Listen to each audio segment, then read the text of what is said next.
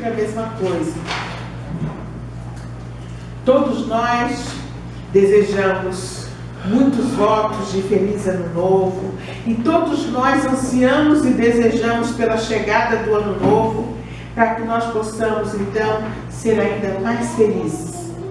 E desejamos isso para nós mesmos e para todos aqueles que conhecemos. Agora com o WhatsApp, enquanto eu fazia as coisas em casa, eu respondia aos votos de feliz ano novo. Mas como nós podemos nos assegurar de que o nosso ano novo será feliz? Como nós podemos ter certeza de que o ano de 2016 será feliz? Vamos falar um pouco sobre o personagem bíblico que escreveu sobre alegria e felicidade. Ele disse assim: regozijai-vos sempre. Mas como será que ele conseguia regozijar-se o ano inteiro? O que será que passava pela cabeça dele quando ele disse regozijai-vos sempre? Quando ele disse isso, é porque ele vivia essa situação. Mas como ele conseguia isso? O apóstolo Paulo era um homem guiado por Deus. Talvez ele tenha sido o cristão mais dinâmico que pode ser encontrado em toda a Bíblia. Mas pessoas bem-sucedidas, como os campeões, essas pessoas não nascem feitas. Elas precisam tornar-se campeãs. Pessoas que têm uma vida espiritual, uma vida cristã vitoriosa, uma vida profissional vitoriosa, pessoas como Paulo, que podem dizer regozijai-vos sempre. Elas não nascem feitas. Paulo não se tornou um homem que era por um mero acidente. Ele não se tornou subitamente um brilhante porta-voz de Deus. Porque todos nós queremos ser usados por Deus, todos nós queremos sentir a presença de Deus, todos nós queremos que as pessoas digam: aí vai uma pessoa abençoada por Deus. 4 palavras caracterizam a vida de Paulo. E essas mesmas 4 palavras nos ajudarão a descobrir como ter um ano novo feliz. Bem como uma vida triunfante. Porque a vida triunfante, ela não é medida através de resultados constantes. Porque o atleta, até ele chegar ao primeiro lugar no pódio, ele perde algumas Olimpíadas, ele perde algumas competições, ele ganha outras, mas ele persevera. As 4 palavras capazes de modificar nossas vidas são propósito, atitude, motivação e fé ou esperança. São palavras que descrevem os escritos de Paulo em sua epístola aos Filipenses. Mas qual era o propósito de Paulo? Qual era o propósito da vida de Paulo? Paulo fazia tendas, escrevia cartas para as igrejas recém-fundadas, pregava o evangelho em particular para as multidões, ou para as multidões, nas praças ou em qualquer lugar. E em qualquer uma dessas atividades, ele era dirigido por um só propósito. E quem diz isso é ele mesmo. Ele diz que o propósito dele era conhecer a Deus. Ele diz assim em Filipenses 3,10: quero conhecer a Cristo, quero conhecer o poder da sua ressurreição e a participação em seus sofrimentos, tornando-me como ele em sua morte, para que de alguma forma possa alcançar a ressurreição dentre os mortos. Paulo perseguia incansavelmente esse propósito. Ele desejava conhecer a Jesus intimamente em toda a sua glória. E aí nós fazemos uma pergunta. Paulo tinha um propósito para a sua vida. O propósito da vida de Paulo era conhecer a Deus. Então tudo que ele fazia, o que ele mais ansiava, era chegar-se mais a Deus. E nesse último dia do ano, nesses últimos minutos do ano, nós temos que nos perguntar. E nós temos que perguntar mais uma vez: qual é o propósito da minha vida? O propósito da vida de Paulo, o que motivava Paulo, o que fazia com que ele se levantasse a cada manhã, o que fazia com que ele jamais olhasse para trás, era conhecer a Deus. O propósito de Paulo era muito semelhante ao propósito de Davi, que nós sabemos que era um homem segundo o coração de Deus. Davi orou assim, Salmo 42:1. Assim como suspira a corça pelas correntes das águas, assim, ó Deus, a minha alma suspira por ti. Eram propósitos idênticos. O quadro que Paulo nos oferece em Filipenses 3 é o de um corredor.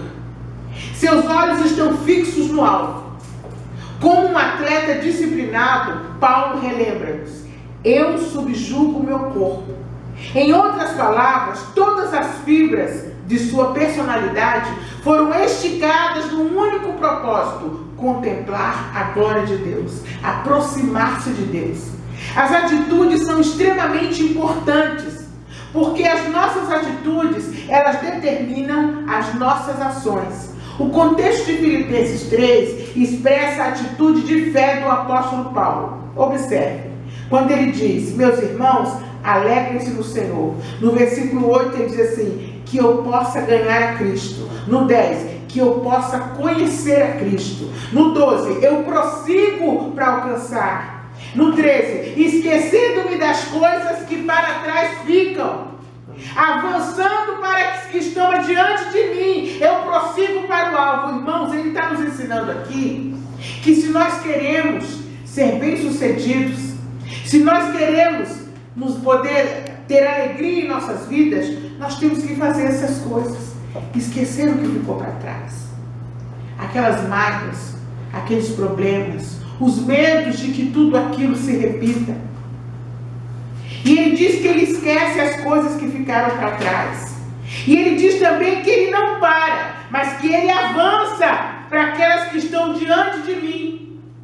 E o interessante é que quando você fala isso sobre Paulo, a imagem que vem à minha mente é alguém que tem duas coisas tapando aqui ao lado e que ele só vê o que está lá na frente.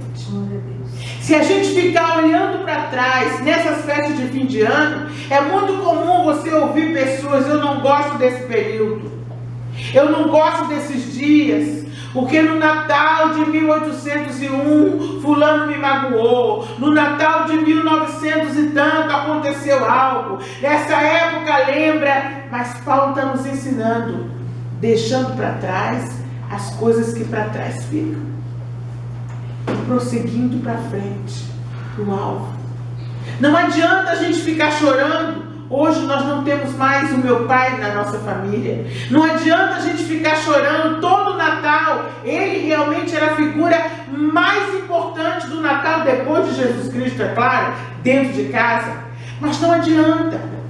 Paulo diz que a gente tem não esquecer que meu pai existiu, mas a gente não pode viver a vida se lamentando e se entristecendo porque nos foi tirado algo. Paulo disse que nós temos que avançar, temos que ir adiante, porque Deus vai colocar coisas novas nas nossas vidas. Deus vai nos ensinar, apesar das circunstâncias, a nós perseverarmos. Qual é o seu alvo? Aonde você quer chegar? Prossigo para o alvo. Ele não para ficar olhando para trás. Ele não para ficar resmungando com o que aconteceu. Ele não para ficar se lamentando com o passado de ontem para trás. Não, ele prossegue para o alvo. Por que nós temos que andar? Quando você anda, o cenário muda. Desculpe, meu filho. Se você ficar parado, olhando para trás, o cenário da sua vida não muda. É por isso que ele diz: prossigo para o alvo. Se você andar, o cenário muda. As coisas à sua volta mudam. Mas se você ficar parado, estagnado, lembrando das coisas de trás, se lamentando, ou então se lamentando com um presente que você acha que nunca vai acabar sim. O seu presente daqui no ano que vem não vai ser o mesmo. A vida que você vive hoje não vai ser a mesma, vai ser diferente. Prossiga para o alvo. prossiga. A Bíblia nos ensina que essa espécie de atitude começa quando alguém nasce de novo. Aí é que tudo começa. Depois de recebermos a Cristo, olhamos para Ele em cada necessidade. Quando aceitamos a Jesus Cristo, nascemos do alto. Então, quando enfrentamos necessidades, nós devemos olhar para cima em busca de Deus e não ficar olhando as circunstâncias e dizendo, acabou tudo, não tem mais saída. Porque se nós continuarmos a fazer isso, nós vamos estagnar, vamos parar e aí o cenário não muda. A atitude de Paulo está expressa naquela bela frase, esquecendo-me das coisas que atrás ficam. Nos últimos anos foram escritos vários livros sobre como ter boa memória, como lembrar das coisas. E eu deveria concordar que uma memória boa é um alvo digno de ser buscado. Vai facilitar a sua vida para você fazer um concurso, para você terminar um curso, em tudo. É bom para tudo na sua vida. Mas eu creio que em alguns aspectos nós precisamos de uma memória que seja capaz de esquecer algumas coisas. Porque se nós ficarmos lembrando de certas coisas, nós não vamos conseguir fazer o que Paulo disse, regozijai-vos sempre. Muitos de nós conhecemos pessoas que são derrotadas em sua experiência cristã, simplesmente porque nunca aprenderam como esquecer. E nós precisamos aprender a esquecer determinadas coisas. Precisamos esquecer algumas coisas. Precisamos esquecer o nosso passado. Precisamos esquecer as mágoas que nos fizeram. Precisamos esquecer por tudo aquilo que passamos, que nos entristeceu e que até hoje nos atinge. Precisamos esquecer. Paulo também possuía uma grande motivação. Mas qual seria essa grande motivação de Paulo? Ele disse assim, irmãos, não penso que eu mesmo já o tenha alcançado, mas uma coisa eu faço, esquecendo-me das coisas que ficaram para trás, avançando para as que estão adiante, eu prossigo para o alvo, a fim de ganhar o prêmio do chamado celestial de Deus em Cristo Jesus. Todos nós que alcançamos a maturidade, devemos ver as coisas dessa forma. E se em algum aspecto vocês ou nós pensamos de modo diferente, Deus também esclarecerá. Aí Paulo diz, tão somente vivamos de acordo com o que já alcançamos. Irmãos, sigam unidos o meu exemplo e observem os que vivem de acordo com o padrão que apresentamos a vocês. Prossigo para o alvo, pelo prêmio da soberana vocação de Deus em Cristo Jesus. Observe essa expressão, prossigo. A vida cristã, irmãos, não é um passeio. A vida cristã não é uma convivência em um clube social. A vida cristã requer disciplina e determinação. A expressão prossigo é cheia de energia. Ela quer dizer, não desista, vá em frente, aguente, vá mais na frente, porque lá mais adiante, Deus tem outra coisa para você. O quadro é de um corredor, forçando cada músculo, cada fibra, cada tecido em seu movimento para o alvo. A vida cristã envolve ação, a vida cristã envolve obras. É verdade que somos salvos pela graça, mas devemos lembrar que somos criados em Cristo Jesus para as boas obras. Está lá em Efésios 2:10. O verdadeiro cristianismo requer disciplina e determinação. Assim como um corredor que não é disciplinado perderá a competição, o cristão que não for determinado não alcançará sucesso em sua vida cristã. Ele vai ser sempre assim. Um dia em cima e outro embaixo. Um dia em cima e outro embaixo. E isso vai afetar todas as áreas da sua vida. Se você está um dia em cima e no outro embaixo, como é que você se dedica a estudar algo? Num dia você está cheio de fôlego para estudar e no outro você quer abandonar tudo. Como é que você vai fazer com a sua família? Os seus filhos não podem esperar o dia em que você esteja de bom humor, em que você esteja bem, para você aconselhá-los, educá-los. Os seus pais já idosos não podem esperar o dia em que você esteja de bom humor para dar atenção a ele, para acompanhá-los? Não podem. Mas qual era a motivação de Paulo? Ela é encontrada lá em Filipenses 3,14. A fim de ganhar o prêmio do chamado celestial de Deus em Cristo Jesus. E o mais interessante em Paulo é que para alcançar esse objetivo, para chegar a esse alvo, ele não confiava em si mesmo. E não confiava em seu vasto nível cultural, nem em dinheiro ou herança, e muito menos no fato de ter sido um religioso por toda a sua vida. Ele não confiava nisso, porque ele diz assim: se alguém pensa que tem razões para confiar na carne, eu tenho ainda mais. Pois nós é que somos da circuncisão, nós que adoramos pelo Espírito de Deus, que nos gloriamos em Cristo e não temos confiança alguma na carne, embora eu mesmo tivesse razões para ter tal confiança. Fui circuncidado ao oitavo dia, pertenço ao povo de Israel, à tribo de Benjamim, sou hebreu, quanto à lei sou fariseu, quanto ao zelo fui perseguidor da igreja. Mas o que para mim era lucro, passei a considerar como perda por causa de Cristo. Mais do que isso, eu considero tudo como esterco, comparado com a suprema grandeza do conhecimento de Jesus, meu Senhor. Eu as considero como esterco para poder ganhar a Cristo. A expressão soberana vocação refere-se ao dia em que os crentes serão arrebatados para estar em Cristo. O contexto de Filipenses 3 também enfatiza que Paulo viveu na esperança desse grande evento futuro. Lá em Filipenses 3, 20 e 21 ele diz: ele ansiava pela vinda do Salvador. Era uma das motivações da vida de Paulo. Qual é a motivação da sua vida? Em alguns anos, um antigo presidente dos Estados Unidos, Eisenhower, estava na cidade de Denver, no Colorado, e depois de assistir a um culto pela manhã, ele foi visitar um garotinho que tinha uma doença, tinha um câncer. O presidente chegou sem avisar, sem ser anunciado, subiu até uma pequena casa pintada de branco, bateu a porta. Então o pai do garoto veio atender, desavisado, e ficou pasmado, porque ele encontrou à porta da sua casa tão humilde o presidente dos Estados Unidos. E aquele homem estava trabalhando nos arredores da casa naquele momento.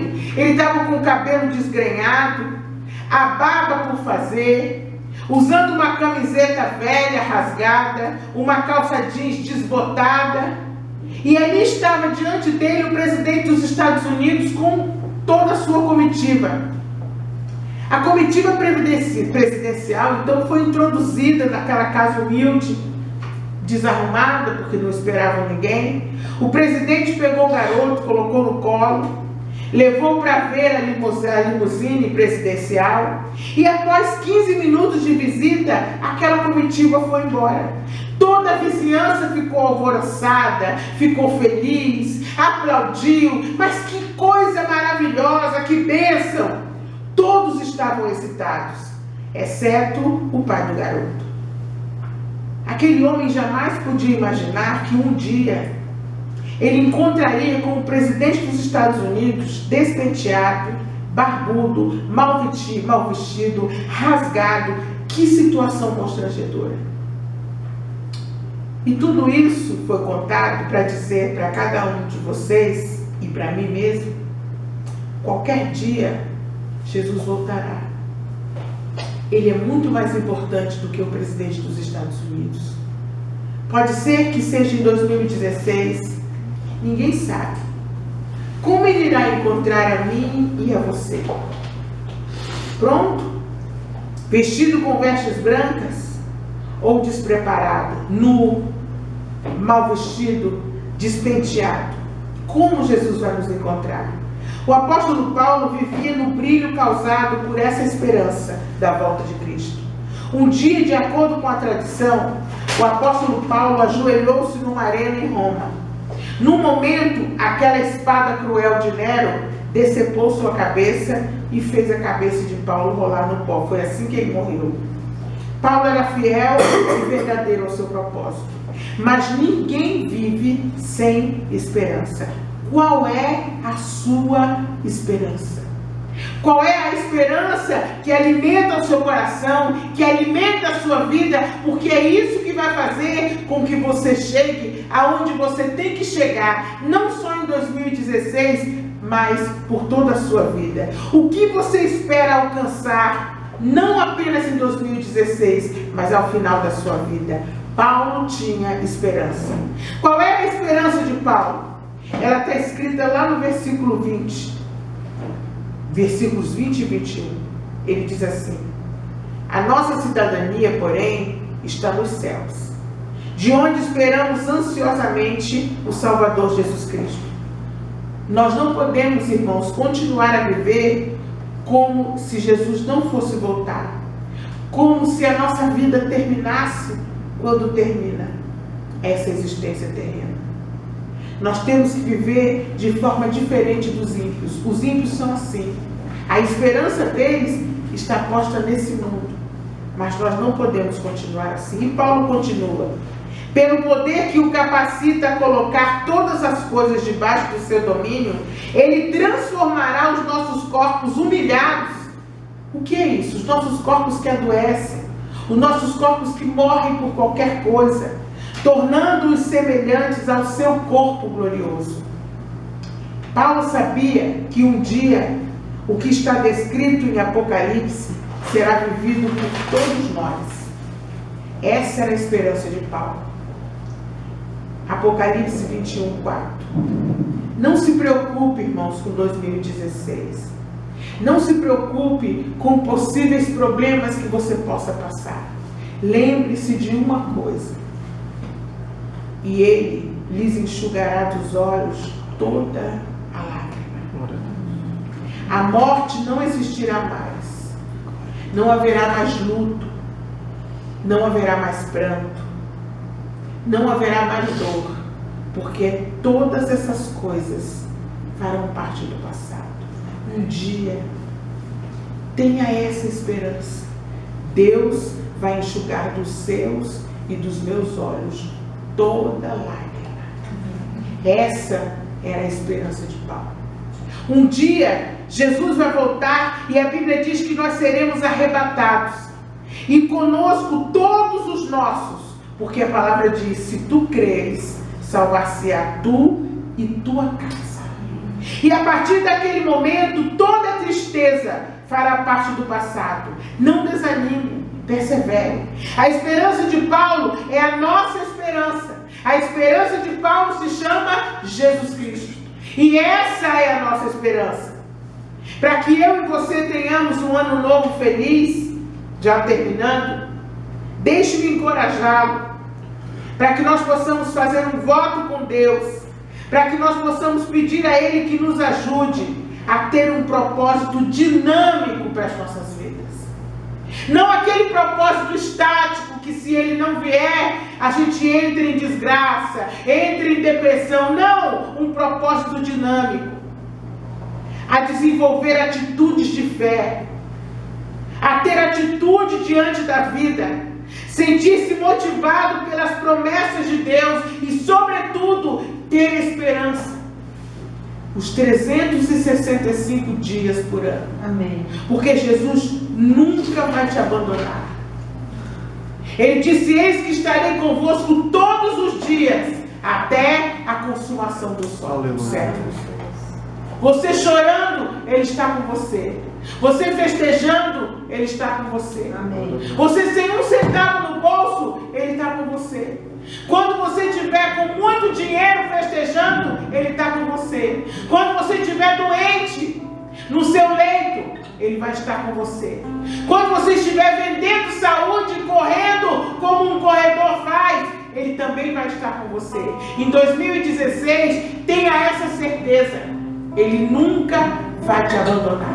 Em 2016, tenha essa esperança. Aproximar-se dele cada vez mais. E certo de que um dia, toda lágrima será enxugada dos seus olhos. Amém. Glória a Deus. Glória a Deus.